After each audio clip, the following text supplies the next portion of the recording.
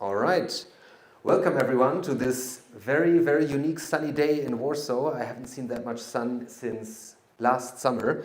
So, yeah, we have today a very special event. So thank you all for joining in. I'm Benjamin. Most or all of you know me already. We're organizing these kind of events with the Austrian Cultural Forum and PJAIT since about a year, where we try to do cultural gaming events and bring in playtesting, but also experts to share knowledge with each other. But before introducing our special guest here tonight, I'd like to give some shout outs to the amazing games that I will show on the next slide. Yeah, there.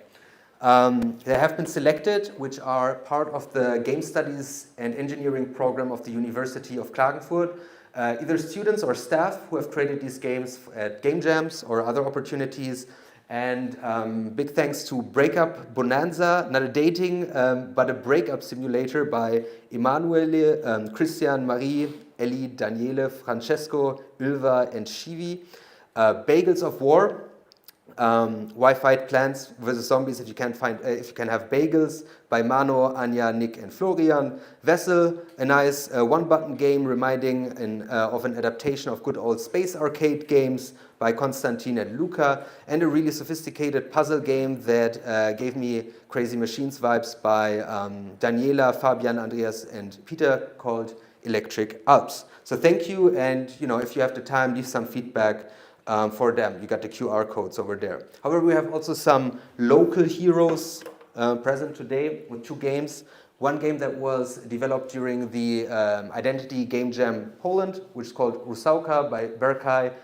Nunchikao, Slok, Kolia, Theorhythm, and Jester Arc. You can see that most people participated remotely, so thanks for your Discord tags. And of course, our all-star, our Game Lab all-star, Tsimchyshyn Petrushka with Primal Freight. So for all of the games presented here, I'd like to give a warm round of applause. So thanks for the contributions. All right. And with that, I think we can slowly come to the gist of tonight's event or its purpose. Our special guest from the University of Klagenfurt, Felix Schniz. I'd like to always start these things with an anecdote. So not too long ago, I have been a student myself and have been studying eagerly in a master's degree, Game Studies and Engineering at the AAU, or as we call the GSE program. During that time, I had the pleasure to have a really great, ambitious, and eager and caring professor called Dr. Felix Schniz. I wasn't a doctor back then. Oh, that took me a while. Well, in any case, I learned immensely a lot, and among all of these lectures, one of the topics that stick to me today and inspired me a lot, and that I'm still thinking of every day when I look at games, when I work with games, is the idea of genre. Felix wrote a book called Genre and Videospiel. I think it's currently also being translated into English. And for me, it was an eye-opener because many of us, we play different kinds of games, different genres, but we never really think about what really makes them different and how, as a designer or even as a player, you can use these ways of thinking about games to either improve just your understanding of your gameplay, the enjoyment or entertainment of your gameplay experience, or even use these tools as a designer or as a developer to make arguments with your games, to hit genres better, and maybe even to reach a target audience better. So, and that being said, I'm very happy to welcome Felix Schniz, an expert on genre theory, here today to give us a talk about not just genre theory, but also Gorky 17. So give a warm applause for Felix. Thank you. Thank you so much. Pointer is here. The pointer is here. Is it pointing already? It is pointing. Thank you so much for that wonderful introduction. I would love to open this evening by talking about my journey into game studies and why I'm actually here today talking about video game genres for a moment. Not because I like talking about myself, I actually really don't, but this will help you to understand better how I see and treat video games and what game studies in general can do to get the most out of a video game experience and to make the most out of learning something about a game. So I started with a bachelor's degree in English and American Studies. I learned a lot about film actually in there, a lot about literature, a lot about cultural studies as well.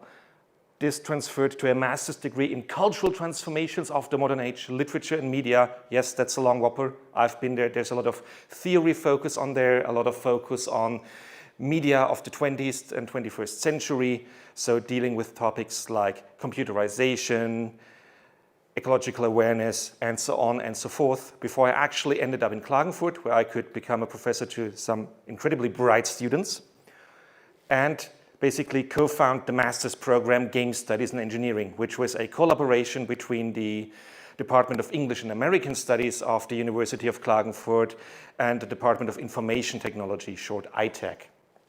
This is where I actually ended up after my PhD. And this is also from where I'm currently going out into the world and cooperate with a lot of people from different facilities, different academic institutions. I'm working with game designers, I'm working with psychologists, I'm working with German studies people actually. So there's a lot of cooperation going on in here. And I'm telling you all of this to kind of emphasize that I've seen many things by now. And this is quite symbolic for game studies actually, because game studies is a nomad discipline. Game studies rarely is a discipline of itself at different academic institutions or universities, unless you're studying game design, for example. There you typically have that secluded block. But otherwise, game studies are typically attached to something else, attached to literature and media studies, attached to computer technology, attached to sociology. And the same actually also goes for people who work in game studies, because the discipline itself is relatively young, actually. We're speaking about game studies since the year 2000-ish at its very earliest. So people who are doing game studies now, they haven't done game studies from the very beginning on. They come from literature and media. They come from English and American studies, from German studies, from cultural studies, from psychology, from sociology, from computer technology, and so on and so forth. And this is what makes studying video games really exciting, actually, because you're working with so many different people from very different disciplines. They all have a different understanding on how academia should function, on what sort of methodological toolkit you have to do research on video games. But this is also something that can be quite frustrating at times and make things extra challenging, because a nomad is somebody who roams around, but it's also somebody that you are potentially a bit skeptical about.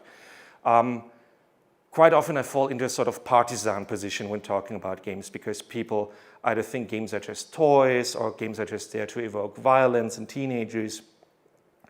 Games don't make money. Games are not really the topic that our discipline is talking about, but that other discipline should be talking about. And then you go over to that other discipline and they're like, hey, we would like to send you straight back to these guys because we're not dealing with this either. So it's always a bit of a back and forth. You're always in between seats. But there is a great key strength in that, actually, that I would like to share with you guys tonight. Because if we really embrace that nomad life that game studies actually is, then we can throw a hodgepodge of different ideas and perspectives together. We can get an understanding of a sort of flowing, roaming knowledge, which fits the core of video games quite well. And from that knowledge, we can greatly benefit. And this is basically what I summarize in my creeds, namely that game studies are interdisciplinary at their core. Game studies must be able to handle subjectivity, on the one hand, because all of us game studies scholars come from these very different perspectives, and we have to work together, we have to cooperate together, but also have to share that understanding that other people might have very different views about video games than we do. Plus, the medium itself is the most subjective medium we have today. No gameplay, no game through will be the same as the next time. Whenever you talk about how you experience the video game, the person you're talking to will have a totally different experience all around. And we must deal with that constantly. And therefore, as a game studies topic, genre enables us to benefit from this very interdisciplinary subjectivity. Genre we could replace with a couple of words, but as Benjamin already spoiled a little bit, genre is kind of my home field. So today I'm going to talk about wrangling genre complexity. How do we handle video game genres that are much more diverse than we might suspect at first glance? I will soon show you why. And I will show you so along a couple of acknowledgements that will accompany us through this evening. We will today acknowledge that genres are complex. They're so very, very complex. We will talk about how genres evolve, and we will acknowledge that we facilitate genres not only by making games, but also by playing games. In the medium of the video game, the genre is much more player dependent than in any other sort of media that we have. And as you might have seen on the poster already, we will not just talk about genre today, but we will do so with the help of a very awesome Polish video game that, when I prepared this talk, reminded me of what an old geezer I actually am, because I played this as a teenager, 15, 16-ish, Gorky 17. And with that, we will jump into our very first lesson. And I can calm your nerves a little bit. I will get through the boring parts in the beginning so that we can enjoy a lot of gameplay afterwards.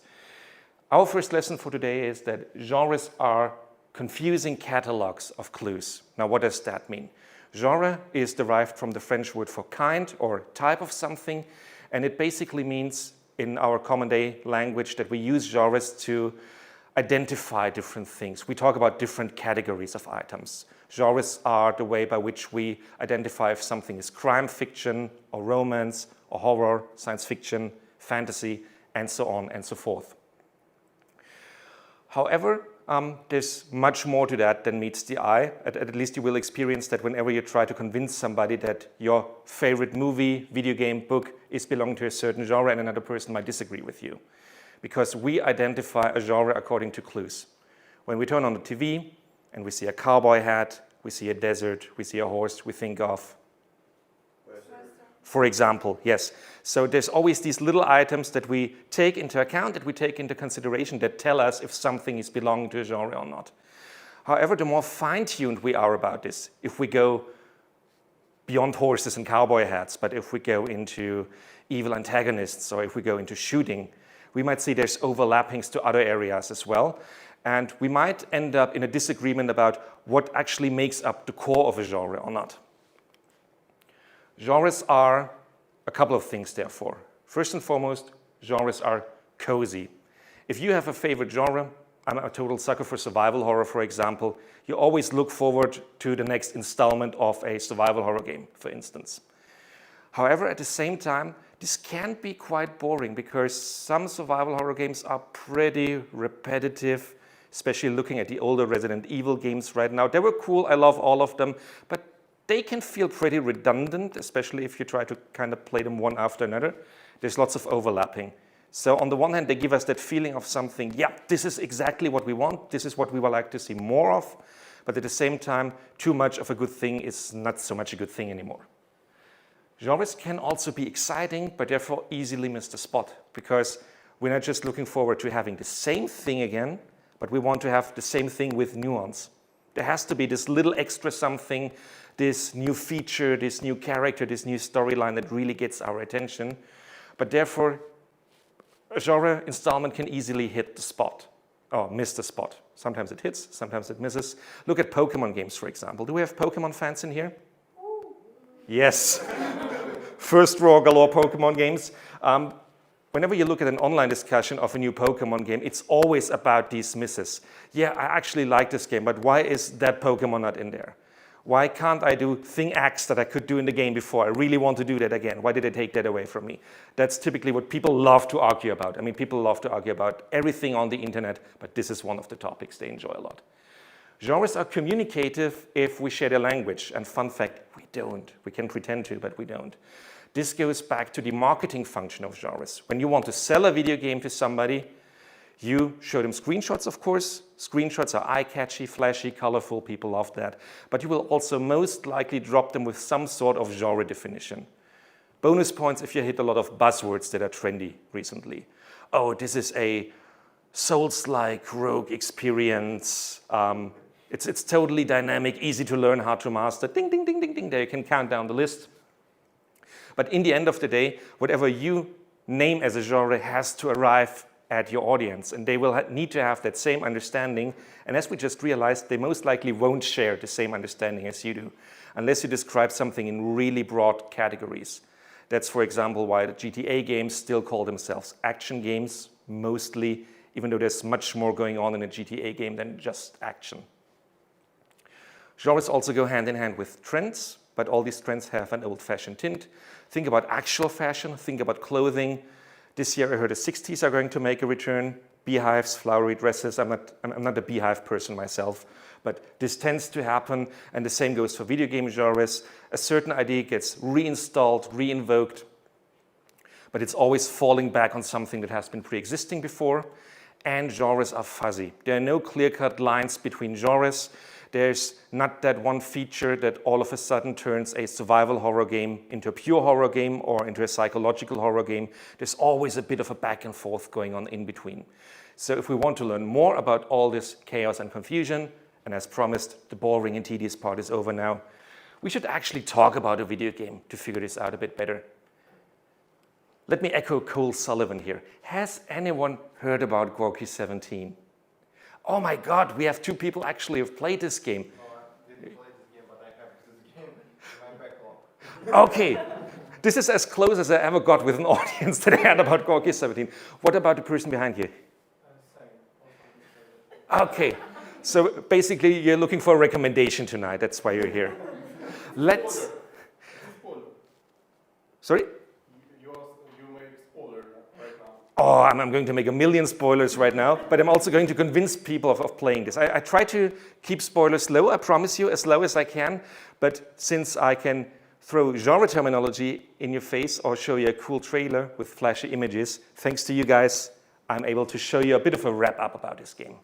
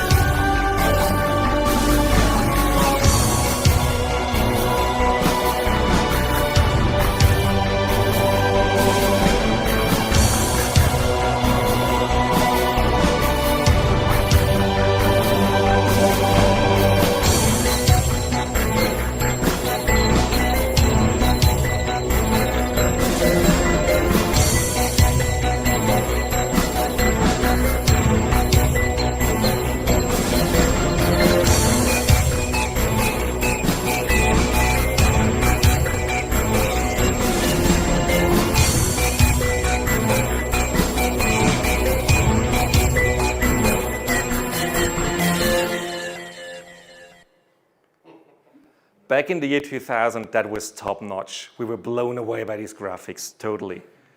I see 2 people potentially deleting this from their backlog after seeing the trailer. No, not so far? Okay, really good.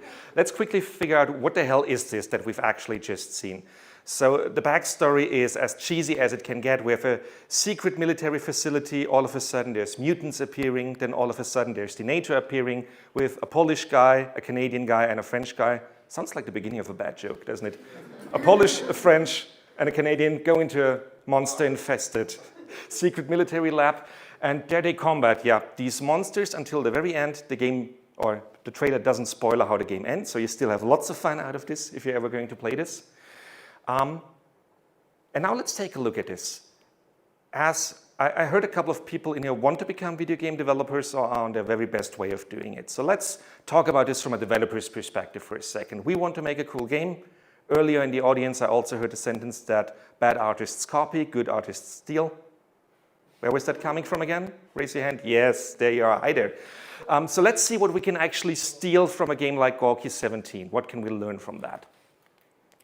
I try to come up with a couple of things here, but I also hope for a bit of audience interaction right now. If we look at the way the story is told, what I can see in here, for example, would be science fiction. Might not be too obvious right now, but this game was released in 2000 and set in the dark and mysterious future of the year 2008. Spooky, spooky. We have action in there. There's lots of shooting, there's guns, there's explosions. We have horror, of course, because there's scary monsters roaming around. Anything else that caught your attention? VGA mode. Sorry? VGA mode. Absolutely. So very old-fashioned in a sense, but also, as said, back in the day, this was really attention-grabbing. But you use like VGA mode.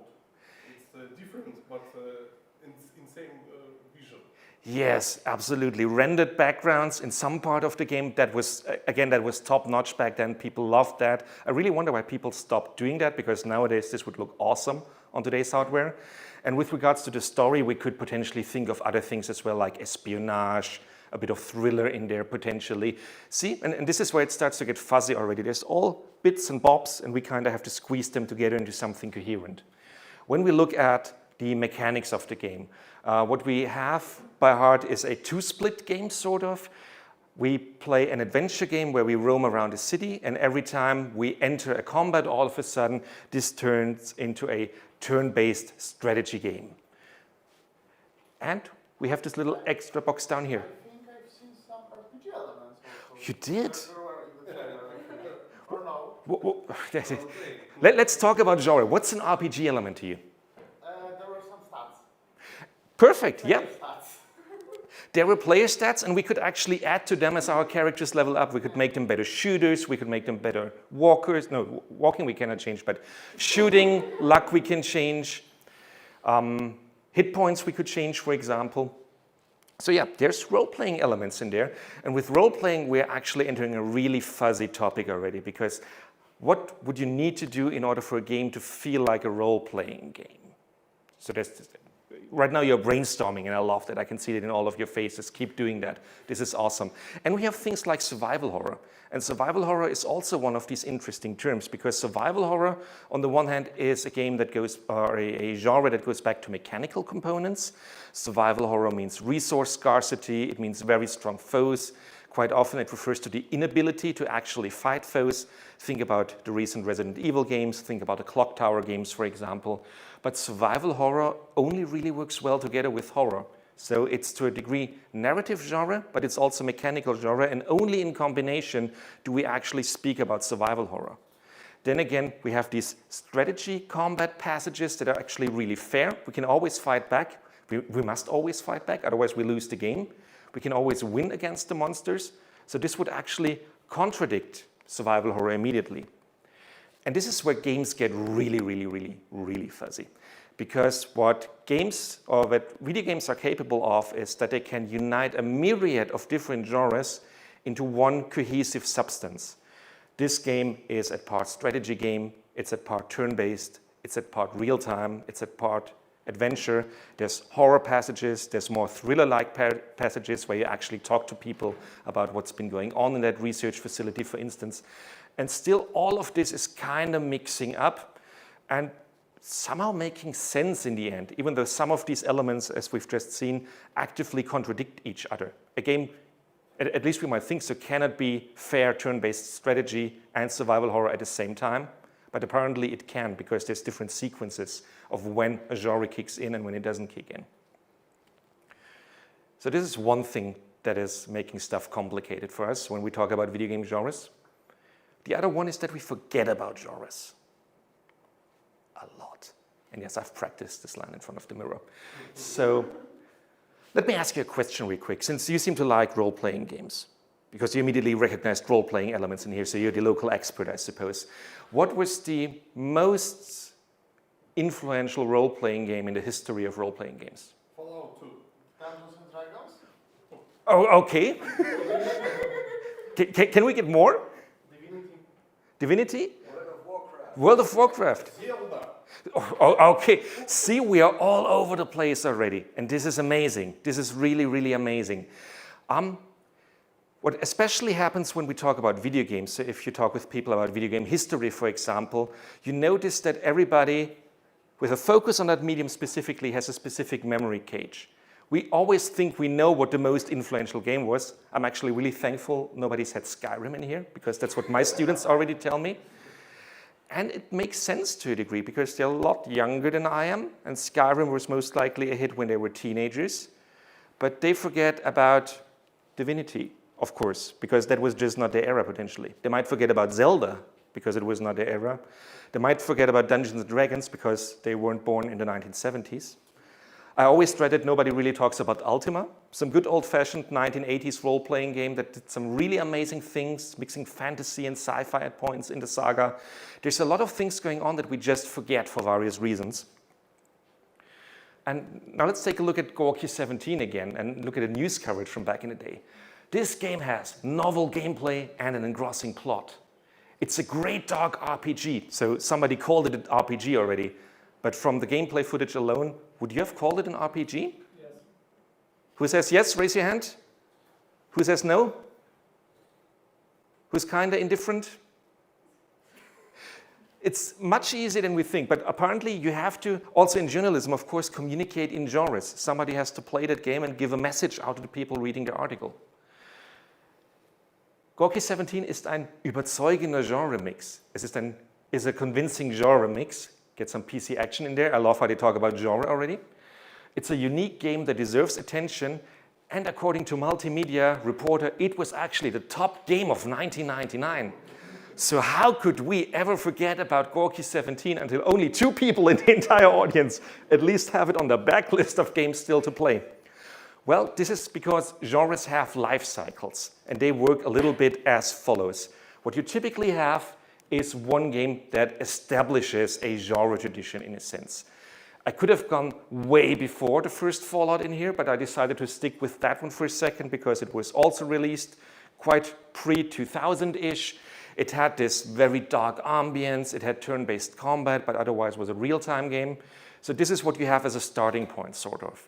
And from that, the attention is sprawling out. So in the second screen, you might have expected Gorky 17, but it's not Gorky 17. I wanted to show you Planscape Torment in here. Because out of all these abbreviations of the first game that established the genre tradition, only one really surpasses memory and is still fondly remembered afterwards. And sadly, it wasn't Gorky 17, but it was Planescape Torment. I mean, it's a great game, don't get me wrong, but Gorky 17 has a special place in here. So you have the fan favorite, and after the fan favorite has been played ad nauseam by people, we have a minor variation that still doesn't really fall in well together with the prior lineage and starts a new trend. In our case, Diablo 2, I would dare say. Because it's still isometric, it's still very dark, but it's skipping the turn-based combat completely. I mean, Diablo with turn-based combat would have been kind of weird, and it's fondly remembered for that. And then all of a sudden you have a lot of isometric hack and slay action-focused games coming out from that. Also, and that's really important, these video game genre cycles are always only valid for one benchmark, so to speak. No other medium like the video game is so strongly connected to hardware platforms. And whenever there's a new technical benchmark, games change all of a sudden. This might be a not so ideal example with computer games, but think about console games, for example. I loved Eternal Darkness to bits. Does anybody remember Eternal Darkness? Oh, yes. Same here. Oh my God. Yeah, I can't talk with my students about Eternal Darkness because none of my students owns a GameCube anymore. GameCubes are not a thing anymore. People have Xboxes and PlayStations nowadays, yada yada, and things like that. But this makes research on video games and learning from old video games aggressively difficult and hard. So should you be able to ever snatch like an old console on a flea market or something, go for it. You never know when you're going to use it, and you might actually be able to play some long-forgotten gems and learn quite a bit from them. What's also too bad about this short cage memory is that we quite often forget about historical surroundings of a video game, and they can actually also reveal quite a bit about its composition. So if we look at other things that happened around this 2000s era of Gorky 17, we can, for example, find other video games, not just like Fallout, but also System Shock 2. First-person game, of course, but we have RPG elements, we have that dark and confined setting, we have that gripping storyline that's carrying the game around. So there were certain trends around here. Genre cycles don't just only go into one direction, they are multi-dimensional, actually. We have technological impacts that had a great impact on designers, actually, whether they wanted to admit it or not. This was the advent of file sharing, which of course I never did, none of us ever did, but it was big back then and showing us that the internet would be the next big thing for video game communication. There was the Y2K scare. Everybody was afraid about the world entirely collapsing. on January 1st, 2000, because nobody was sure if computers could handle that or not. So there was a distinct tech angst, we could say. We had movies that were incredibly similar back in the day to Gorky 17. We had Godzilla, not the one that you can see in the cinemas right now. I'm talking about Roland Emmerich's Godzilla. The guy who made Independence Day also made a Godzilla movie that all of us would like to forget about. Please don't, it's cool. It has like the same setup when it comes to protagonists. You have that ragtag group of militaries with a sassy French guy chilling in the background. So it's all in there. A bit similar to Virus, for example, about some sort of weird alien computer virus on a ship where you also have this ragtag crew of people, and one of them has to be the sassy guy and one has to be the cool guy managing it. So that was a common trope back in the day. Politics are a bit in the background of Gorky 17, but they are also pretty present. Around the year 2000, we have the Euro emerging. We have the time when Poland joins the NATO. There's actually a reason why it's a NATO mission in Gorky 17. That was like a very, I think, explicitly chosen foreshadowing. I haven't talked to the developers about it, but it's definitely something of importance that you can note in that game. And Frederick, we really are old, but I have to mention it again, I'm sorry.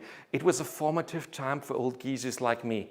A lot of psychological studies confirmed that the things we do in our teenage years are the ones we remember the best. So whatever game you played between 15 and 20 might actually leave the most impact in your life just because you played it between the age 15 and 20. This is how our memories shape and form. But let's get on to the third lesson for today. Following genres is tough work, as you might realize by now, but it's definitely worth it. And this is actually what I have dedicated the last 8-ish years of my research to. How can we actually research video game genres, and how can we do so in a fashion that is worthwhile to us and helps us to understand games better? I, by and large, differentiate between 3 dimensions of video game genres. We have the so-called system mechanics, meaning everything that sets up a video game with regards to its rules. What mechanics do I have? How can I actually interact with this game? That's the stuff that belongs in this category. Fiction aesthetics are a huge compromise of world building and storytelling, and yes, there's a difference, and also audiovisual elements, for example. And there's the social ritual part. Social ritual because, again, a video game only happens if we as players engage with the video game. And that means that video games are always also social to a certain degree, and therefore their genres are social to a certain degree. This, of course, is explicitly noticeable in multiplayer games, especially MMORPGs, where we play a character in the game, where we not just inhabit the avatar, but we can foreground our player self by playing competitively in PvP, for example, or we could, I don't know, go to a dedicated role-playing server, and all of a sudden we are Charon, the ranger of, I don't know, can you give me something World of Warcrafty? Yes, exactly what I've been thinking about but unable to name. So us giving character to a character is role-playing in a social, ritualistic sense. Also, for example, with The Witcher 3, The Wild Hunt. How many of you have played that? Yes, now the hands go up, thank you. Every dialogue choice you make for Geralt, whether you want to make him sound angry or upset about something, is you doing role-playing in that game. And therefore, you actually having an impact on that scene. There's this one scene, for example, where you're at a royal court, and you have to remember how to bow politely in front of people. You can either do that correctly and just kind of fit into the scenery. You can mess that up. I'm not saying I did it on purpose, but maybe I did that on purpose. And all of a sudden, you have a comedic touch to the scene. This is you actually deciding in that moment that you want to play a comedy game rather than something serious, even if just for a very small and secluded moment. All of these layers are, of course, in dialogue with one another. They can supplement each other. So if you have a survival horror game like Dead Space, for example, you might want to have dark spaceship corridors in order to emphasize the atmosphere. Or you could make a survival horror game like The Long Dark, which is set in a forest that is scary for its own reasons, but in a very different way. And all of these dimensions are, of course, composed of multiple clues that can be arranged and merged. Think about a game like Borderlands, for example, that is role-playing game as much as it is first-person shooter at the same time. Or think about games like the ones we got in the Yakuza series, for instance, where you have a game, but within the game you have a million little individual games that you can play individually from the main storyline, actually. You can spend hours in Yakuza 6, The Song of Life, without actually playing Yakuza, but by playing other games that are just buried within the main game, so to speak. And since we have 3 dimensions, we could actually depict them in 3 dimensions, which is done quite simply by putting them into a cube. And this is actually a little exercise that I encourage you to do the next time you play a video game that you like, or maybe even one that you don't like, because this stuff can also help us to figure out what's not so good about games that we play. We have these 3 dimensions, system mechanics at the bottom, fiction aesthetics going to the top, and social ritual going into the actual third space here. And we can use this to just kind of scribble around what we experience when we play a video game. So for example, when I played Gorky 17 for another 7 hours, it looked a little bit like this. Now again, this is messy. I'm not claiming that this is upholding any very precise scientific standards, but there's a reason why, because genres are fuzzy. I don't want to be precise about genres because genres don't work like that. But this really helps me, and it can help you as well, to kind of figure out what's happening in a game actually. And then later on, when you take a look at this, you can think about, okay, what sort of flow, what sort of drive did I get through that game, and what am I taking away from that? So what I took away from Gorky 17 was that we have actually a rather clear cut between adventure and turn-based strategy. It is horror through and through, but mostly this survival horror aspect, this scarcity of resources, this being worried about the next battle, that's always showing up to me in the in-between passages.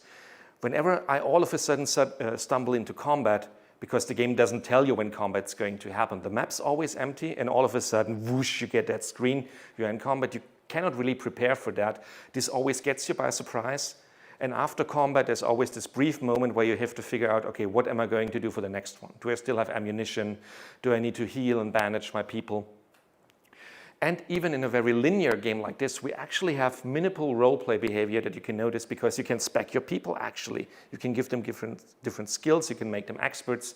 I recall how I always made the Polish guy my melee combat expert because this kind of suited his snappy character.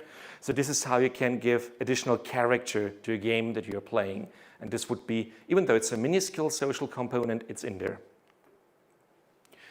And this, as you can see, or as you might guess, might help us to not just learn more about ourselves and our gameplay preferences, and therefore understand our players better, but it can also help us to figure out much more about game development history. So thanks to you, I was able to talk about a game again that I have adored since my teenage years. And thanks to doing research nowadays from a perspective a couple of years on, and actually, having a model at hand that helps me to get in closer touch with that game in general, I learned quite a lot about Adrian Chmielacz, who is the developer behind Gorky 17 and who was also at least partly responsible for many awesome games that we had throughout the years. 2004 with Painkiller, Bulletstorm, I think it was 2011, and a bit of a change in genre here with The Vanishing of Ethan Carter, 2014. We're entering walking simulator / detective story territory. And what I figured out by comparing my notes from Gorky 17 to his other games was that he actually has quite a developer's trademark. He knows when to mix genres and how without interfering with a distinct linearity that is actually critically highly acclaimed and appreciated in all of these games.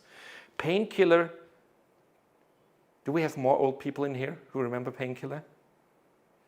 Yes! Awesome, thank you. Sorry for calling you old. I'm actually referring to myself here. You are, of course, dashing as you can be. But Painkiller received great critical feedback for being a very straightforward shooter because many games back in the day didn't dare to be straightforward shooters anymore. Everybody wanted to provide a genre mix. Painkiller was like, screw that, we're going to shoot people in the face.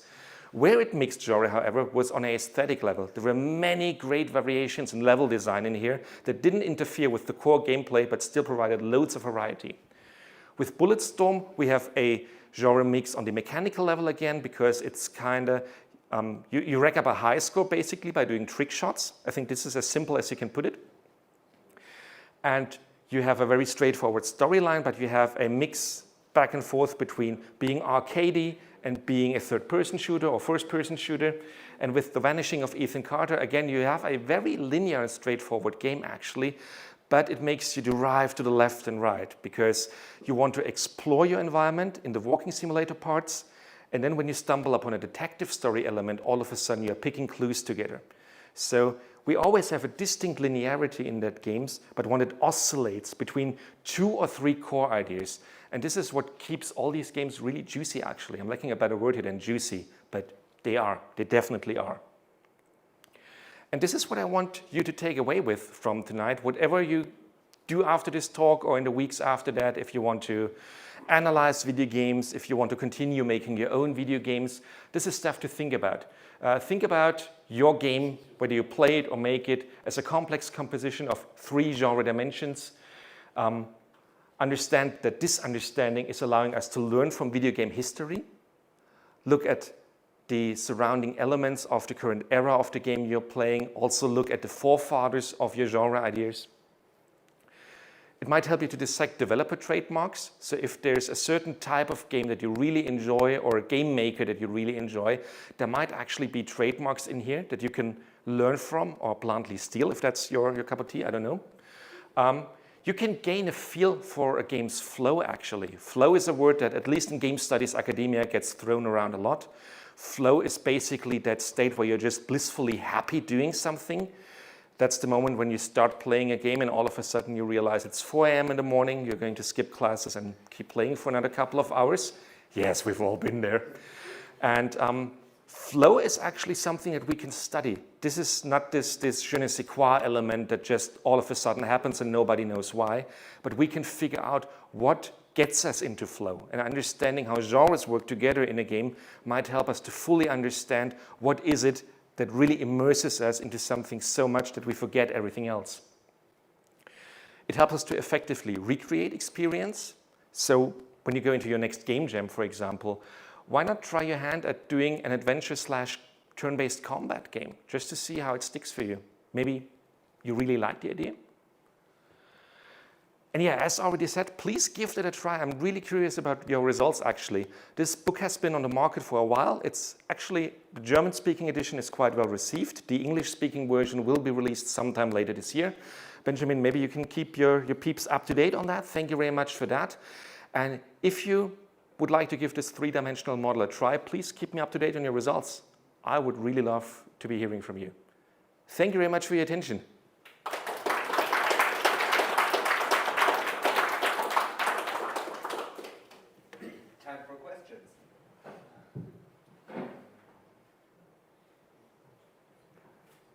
Several even. I didn't bore you to death today. I'm happy. Hello. Hi. Okay. I want to ask if there is the model is available from this book, or is it available somewhere? Some of this on some web page. Right now, it's only available from this book, which should be available to download online. You might actually be able to get a copy via your university library. Even a free online copy, at least in Klagenfurt, we have that deal with Springer so that we can actually download this book. The English-speaking copy will be away this year, as already said. And since this has been streamed and recorded, you might actually be able to get the most basic information that you need from the slides. And then wait for the book to be published in English to get the supplementary information, so to speak.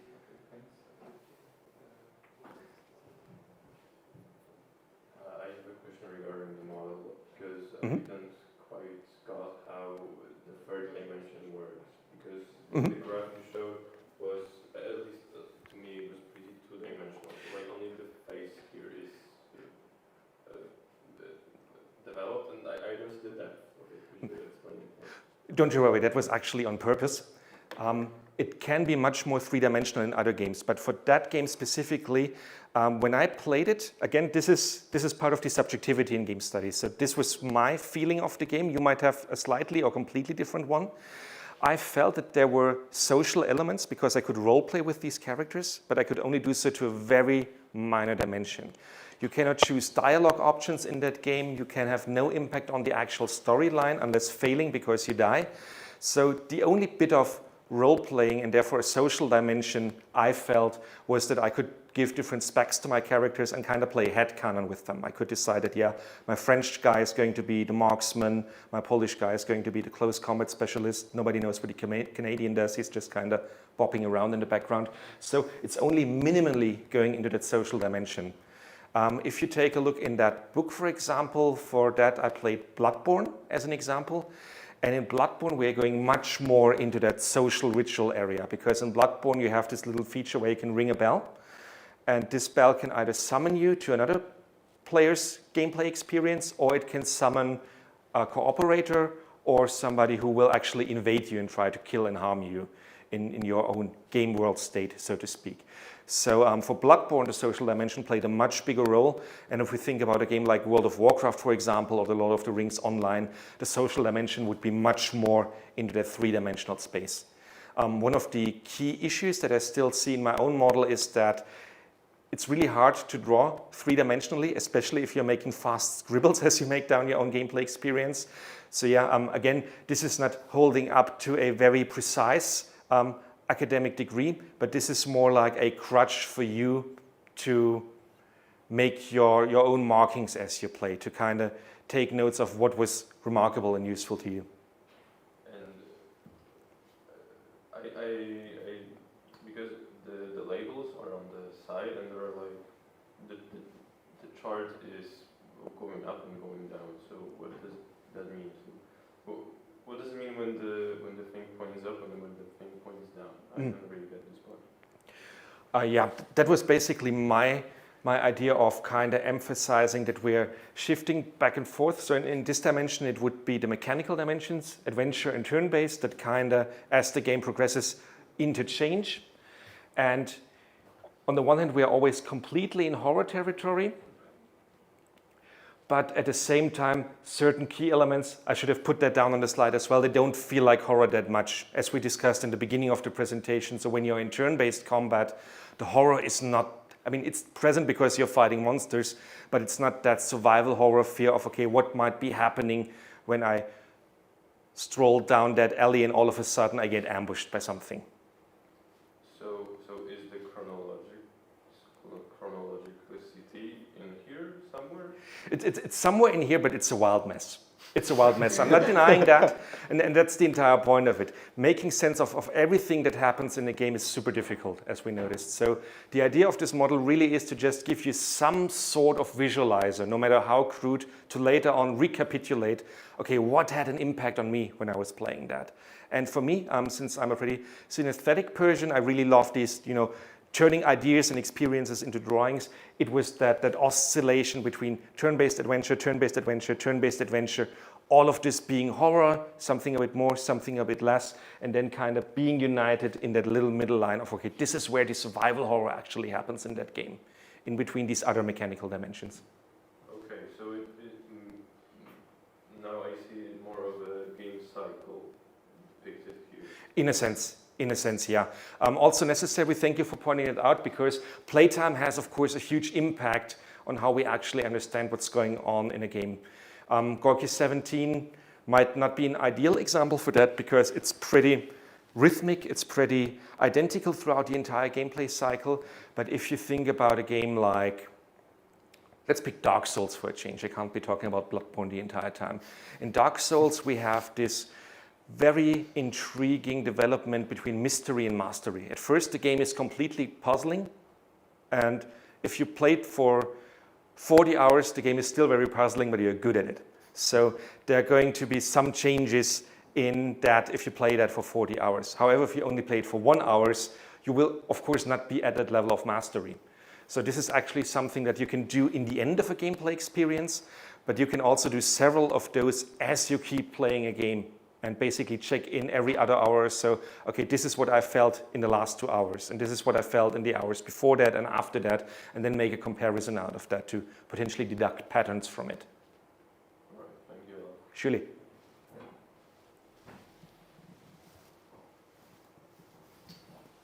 All right, so I'm afraid I have some more open-ended questions about the model. Awesome.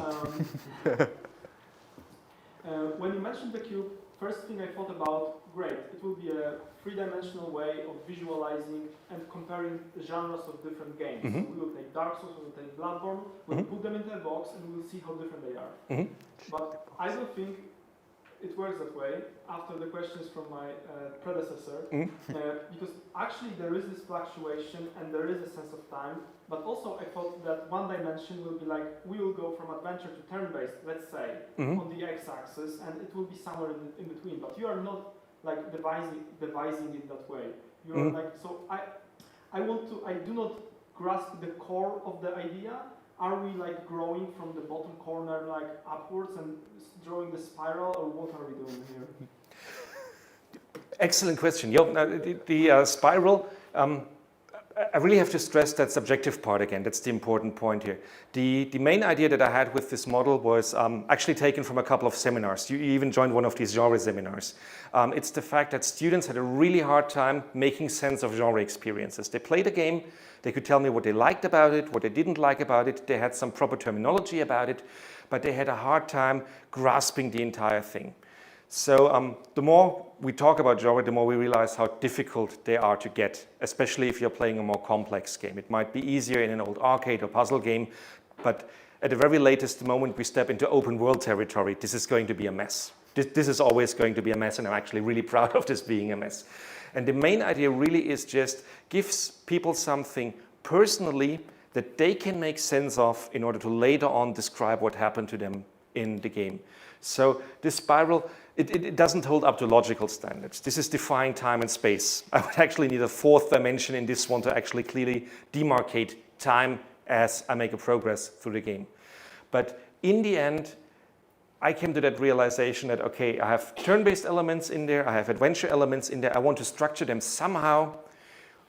What's the most logical to me right now is to mark that as a sort of wavelength going in between, because there's always this back and forth in the sense of it's following a classical dramaturgy as well, because when you're playing that adventure part for a while, you will arrive at a point where you just know that somewhere around the corner must be the next combat happening.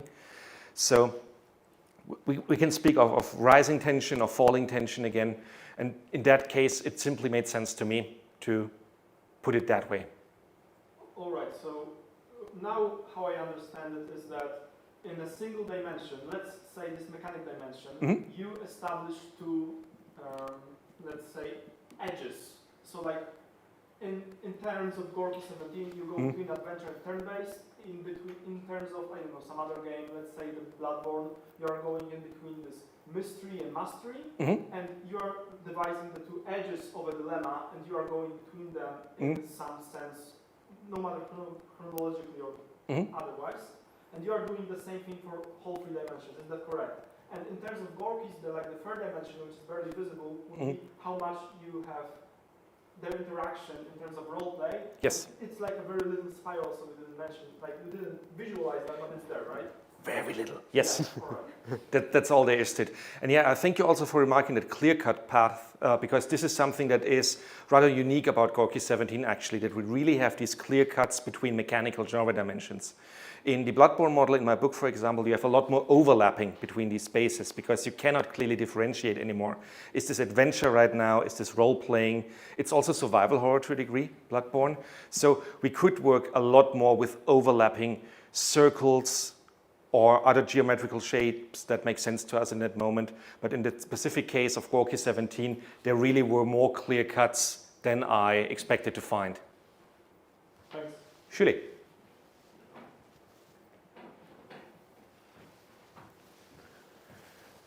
So I got also a question quite connected actually to what Timik said, so thank you for that.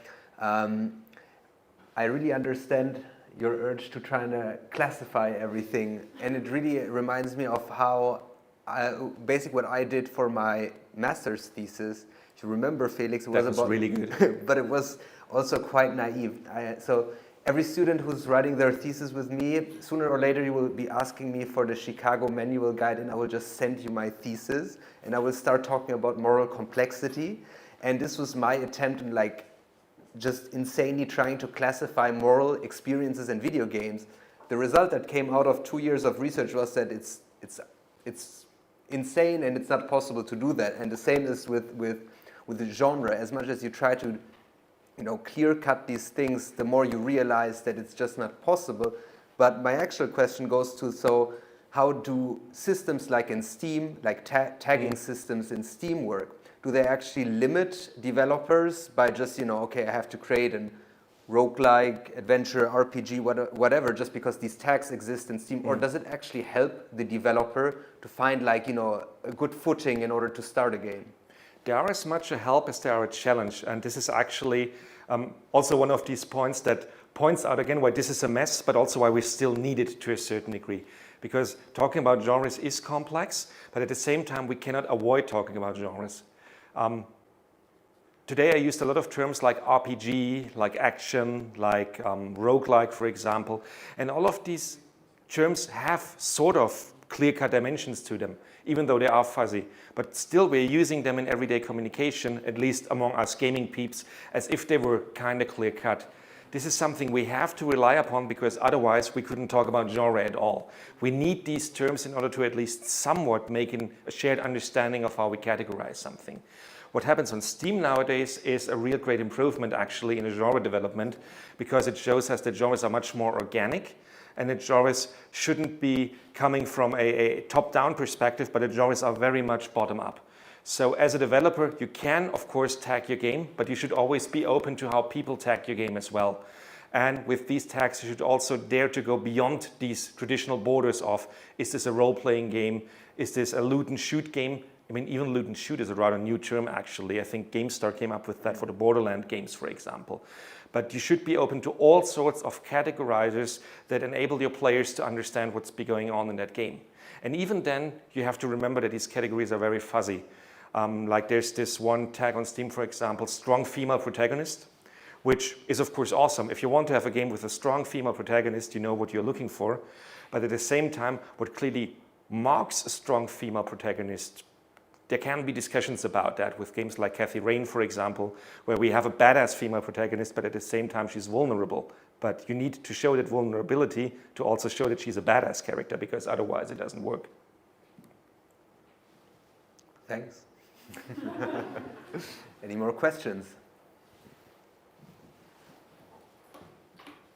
I have one. I don't know if I didn't catch it, but you mentioned your book a lot, but I don't think you mentioned the name. Do we know the name in English, or is it still a mystery? In English, it's still a mystery, I'm afraid. In German, you can find it at the very bottom, of course. Genre und Videospiel, Einführung in eine unmögliche Taxonomie. And it will be pretty much an English translation of that. So genre and the video game introduction to the impossible taxonomy. Also, and I should have mentioned that earlier. Why didn't I do that? Because this might help a lot with understanding that as well. Genres are impossible to taxonomize. And that's really also one of the key points of it. We have to try to, because we cannot avoid the genre issue and just pretend like it didn't happen if we are game developers or game scholars. We have to talk about it at some point, but we should never fall into the fallacy of pretending, okay, genres are easy and we can make clear structures of that. But yeah, I will be in touch with Benjamin, of course, and once the English version is out, he will send an email to all of you guys. Or drop me an email if you want to have a link for that. All right, any more questions? Yeah, can I? My English teacher would say, I don't know if you can, but you may. So, hello. Hi. As a game developer, we're really curious about genres, and you say that some genres have a cycle. So some genres are forgotten for now, and for example, now it's really important some remakes and remasters about old games. So I'm now curious about that model and what genres could I mix there? Do you have any specific genres that are forgotten now and they probably can become popular in the near future? That is the cleverest question I ever had at a talk. That is really cool. I have to think about it for a second. It's a question for me. Yeah. Absolutely, yeah. I think one of the reasons why I talked about Gorky 17 is because I really wanted to highlight the... It's special for now because I haven't played such a game. It's kind of new for me. You should put it on your backlog, I heard. Already. It looks really good there, but no, generally speaking, I think it's a good example because it reminds us again about that clear genres can actually be really handy. Full stop. That's it. No, clear genres can be really, really handy. Nowadays, what you see a lot in yes, psychedelic, Right. much. I enjoy this. What you see a lot in game releases nowadays is that people try to squeeze in as many buzzwords as possible and also try to add as much genre potential to their game as possible. I think, I mean, this is just my belief here, but I think a reasoning for that might be that you just try out everything in the hope that something sticks with your player. But games like, not just Gorky 17, but all these other Schmilash games can definitely show us that a certain linearity can actually help games to survive in memory and can be really, really attractive to players if well done. Painkiller, if you wanted to, talk smack about that game, you could say that this is as plain and boring as a first-person shooter can get. But it does first-person shooting really, really well. So it keeps clarity in one genre dimension, but it opens up in the others to keep the gameplay fresh and entertaining and to give players a spectacle to behold as they play the game. And for The Vanishing of Ethan Carter, it is just two mechanical genres that we mix up there. I mean, again, it's fuzzy. We might find a lot more in there if we take a longer look at it. But if you have two very distinct and clear-cut elements, you also provide clarity for your players. So I actually really recommend you, if you want to learn from older games, take a look at the mid-1990s era to early 2000s. We had a Tomb Raider remake series recently that I much adore, actually, because again, these are games that have a very distinct quality in what they provide players with. They're pretty straightforward, and since genre cycles live up and die again, why not have this a revival of clearly communicating games that don't try to offer everything at once as a plethora to their players, but they just do one or two things, but do them really, really well and create enticing combinations. Okay, thank you. Yes, recently I've played like first Half-Life, and it was extremely cool. I mean, it's such an old game, but it has so straight shooter gameplay with such an easy, locations and interesting, engaging mechanics that are growing up through the whole gameplay. And we should somehow learn from old games like Half-Life or Deus Ex and such a series, because they're great. Absolutely. This is, for example, also something that I notice in my students a lot, again, because of this benchmark barrier, because older benchmarks all of a sudden get forgotten. All of a sudden you sit in a seminar and you play Half-Life with students, or you play the first Deus Ex with students, and many of them have never heard of that game before because it's just not their era anymore. But then you play it with them and they really appreciate that clear-cut character, and they really appreciate that they know that they have to do thing X instead of just worrying about thing Y and Z, for example. In my seminars, I also quite often talk about spaces a lot, environmental design, environmental storytelling. Things like Assassin's Creed are amazing, but things like Assassin's Creed can also be overwhelming to players because they learn to look at just the mini-map and they just try to collect all of these, and then they do all of these mini-games, and then they do all of these mini-games, not because they enjoy doing them anymore, but because they want to have this mental check mark being fulfilled time after time after time. Old games didn't do that. I mean, some of them, of course, did. There's always this fluctuation, and genres are never clear-cut, history is never clear-cut. But a lot of old games didn't do that. And what you notice when students are engaging with these older video games is that you can see that they're actually much easier to find their way into the flow because there's not much distraction within the game taking them away from goals. Yeah, Which games is kind of, they're short, but they are really hard to master. So they took a lot of time for you to play in same levels, but it's so engaging, and I just appreciate it. Absolutely. One of my all-time favorites, it's rather recent, but still a good example, is Dead Space.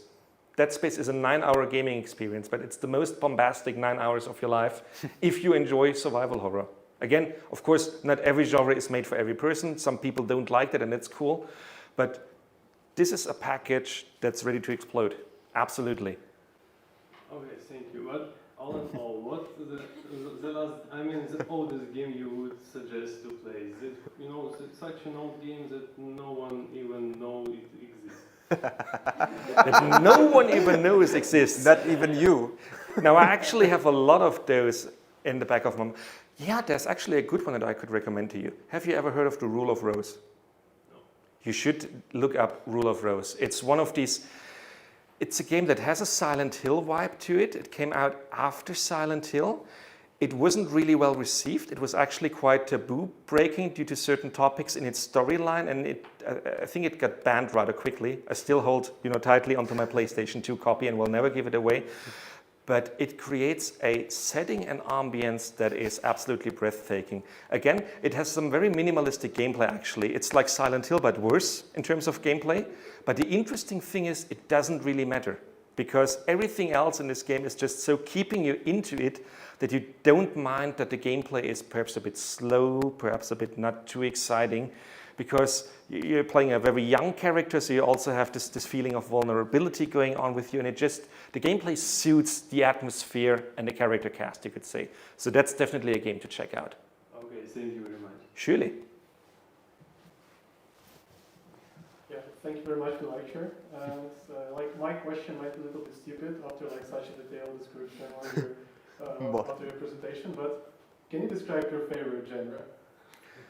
This is the second best question that I heard at the talk. So no stupid questions, and that's a really good question actually. You shouldn't have a favorite genre. Neither as a game studies scholar nor as a game developer. You should play all these games. Benjamin will recall that in my seminar. I typically force students, or I encourage them kindly, to play a game genre that they never got in touch with before, just to see what it does to you, just to see what gets out of that. And this is something that, it's a rule that I really actually uphold to myself. And you can learn a lot from that, because all of a sudden you realize how developers that were never on your screen actually work, what might be some good first practice examples of games that you have never heard about before, simply because you never dared to give them a try.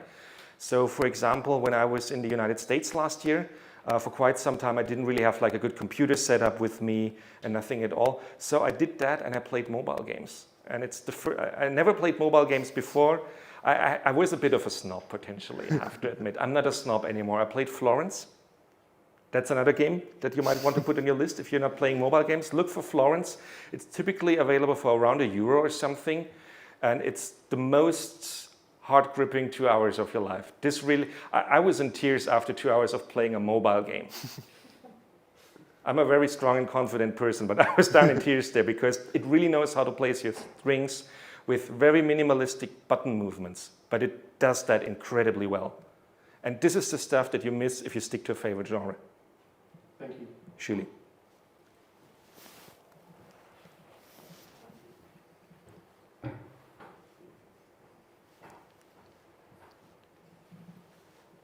I have more my thoughts on this than a question. Bring it. But that lecture got me a lot of thinking. Hopefully it did, otherwise I was doing a bad job. Yeah, and I've been thinking about several things. First, there's this game which probably a lot of people know, Hollow Knight. And as far as I know, because you mentioned that people try to, most game companies try to put, as far as I understood, as much genres as possible to advertise the game. As far as I know, as I watched interviews with the creators, they actively denied that it's a Metroidvania. And by most people, it's considered the best Metroidvania that was ever released. Welcome to the bottom-up nature of genres. Genre always is discourse. You can call your game whatever you want. If players call your game something different, if the community calls it something different, you have to live with that. That doesn't mean that you're wrong and that you as a developer don't know about your own game, of course. But this is that growing and evolving nature. You have to get used to that. This is also why Steam tags are so amazing, actually, because you can, of course, make a label for your game. You can tell people what you think it's about, but you should always encourage them to add to that. You should be in touch with the community and develop your tags according to what they take away from it in order to make these tag collection as precise as it can be. And funnily enough, Metroidvania is a hybrid genre of Metroid games and Castlevania games. Yeah, and also, other part of my thoughts were on an opposite side of the maybe scale a bit. Okay, stepping away from the Hollow Knight? Yeah, to orient on the Will of the Wisps, which was advertised as the best Metroidvania. Yeah, which backfired a lot. Yes. Because it attracted Hollow fans and it wasn't the best idea. Absolutely. This is why you shouldn't market your game as every genre imaginable. And this is why you shouldn't try to squeeze every genre imaginable in there. It's bad to attract 1,000 people and disappoint 999. Better attract 20 people and really give them what they were looking for. And if they were looking for a Metroidvania game, you better give them a Metroidvania game. Another term that really has this bad odor to it nowadays would be Soulspawn. Every game nowadays has to be Soulspawn or Souls-like. I even got Cuphead advertised to me as Souls-like. You know, a game about a cup in a cartoon world that shoots things. This has nothing to do with Dark Souls. Gameplay-wise, it has a bit. It's difficult, and that's about it. It's skill-based combat. Yeah, but you know, if we call every skill-based game a Souls-like game, we could also talk about Tetris as Souls-like, for example. So this is where it gets really funky all of a sudden. Yeah, but that's again, you know, that complexity of the impossible taxonomy. It's clear-cut until it isn't anymore. And also one more thing, I don't know if it's proper here. Are we allowed to curse in here? Are we still on live? We can cut it out, yeah? Okay, then Grzegorz, shoot. No, it's not anything that is like, it's kind of not related, I mean. Just. Okay. Whatever. Because you said like a lot of games that we should play, Mm-hmm. and I want to say one of my games that I think is great and underrated. Which one? Moa Stray. Does anyone Stray? know it? Not Stray, not the game with the cat. Okay. A different game. I have not heard of that one. Yeah, probably. What? But does it have cat? No. not the one with the That's why you need a cat tag on Steam. Yeah, it's called Mo Astray, Okay. Astray, and it's a beautiful game. And somehow, there is one more thing. Somehow, a lot of people, because it's advertised as a puzzle platformer, and a lot of people like the puzzle aspects of this game. Mm-hmm. And actually for me, I hate the puzzle aspects of this game. But reading the Steam reviews, everyone like says the puzzle game, the design of the puzzles is one of the best things of this game. That for me it was terrible. For me, every other aspect was like the best.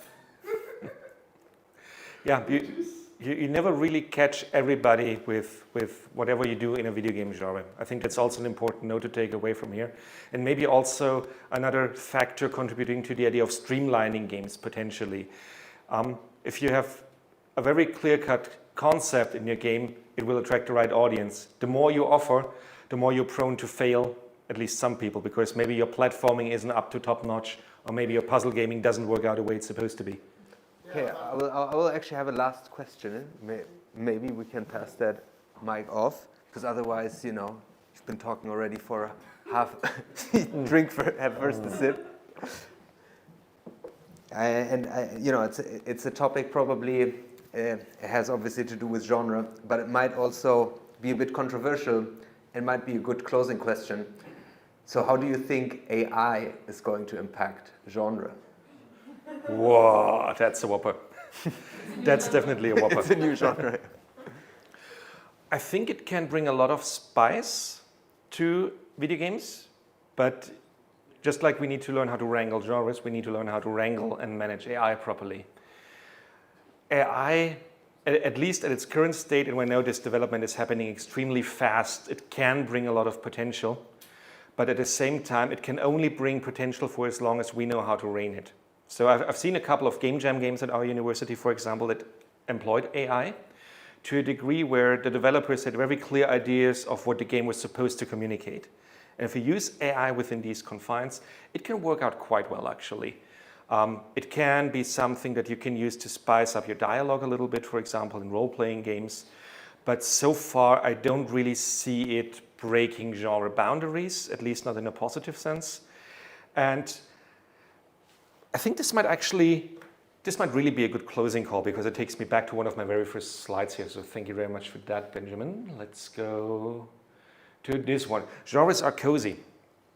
And that coziness is something that we may belittle a little bit because cozy is a very silly English word actually. But at the same time, this is why we like genres so much. This is whether we like first-person shooters, turn-based strategy, horror, tennis simulators, whatever floats your boat, be happy with it. We like these games because we kind of have an expectation of what we're going to get from that. AI brings variety. AI brings variety to a degree where we might not be fully able to see where it's going to take us. But this, of course, also brings with it danger of involuntarily breaking genre boundaries. So one of the things that people employing AI for role-playing games, for example, are afraid of is, of course, as in all areas actually, can we teach AI to be racist? Can we teach AI to be xenophobic? What happens if AI actually turns out to be xenophobic, racist, or whatever? So let's say you want to play a very serious role-playing game and AI is employed to give extra dialogue to characters to not make it feel stale if you have to talk to the blacksmith for the 50th time or something. But AI decides to make him a very funny person all of a sudden. This might totally break with your genre expectation because you want a very dark fantasy game and you don't want to have a funny blacksmith in that. Of course, this variety might be beneficial and entertaining to some, but it might also take us away from that coziness and that specific sort of clue that we expect from a game like that. All right, so thank you very much for that answer. I think we can move all of our remaining questions to discussing it by a nice potion, Austrian potion. And, and I'd like to thank everyone for joining in. I'd like to thank very much Felix for coming all the way from Klagenfurt University over here to give this amazing talk. And yeah, also especially for the very interesting discussion here. So remain here for some further talks and chats. And thank you all very much for chiming in. And thank you again, Felix. Thank you, guys.